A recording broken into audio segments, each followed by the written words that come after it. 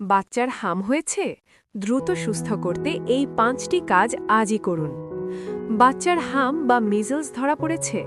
ভয় পেয়ে ভুল ট্রিটমেন্ট বা কুসংস্কারে কান না দিয়ে বাচ্চাকে দ্রুত সুস্থ করতে ঘরে বসেই এই 5টি কাজ আজই শুরু করুন।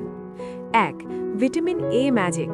হামের সময় বাচ্চার শরীরে ভিটামিন এ এর মারাত্মক ঘাটতি হয়, যা থেকে অন্ধত্বের মতো বিপদ হতে পারে।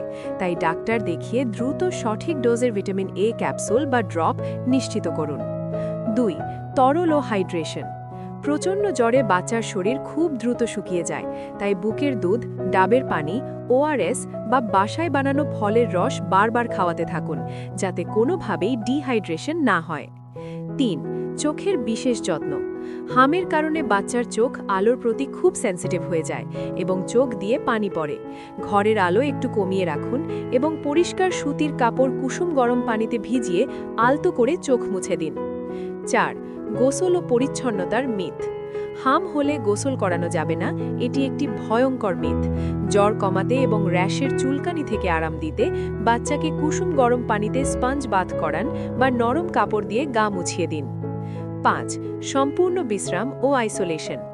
হাম মারাত্মক ছোঁয়াচে একটি রোগ, তাই অন্য বাচ্চাদের থেকে তাকে একদম আলাদা রাখুন। এই সময়টাতে বাচ্চার শরীরের রিকভারির জন্য প্রচুর এনার্জি দরকার হয়, তাই তাকে সম্পূর্ণ বিশ্রামে রাখুন।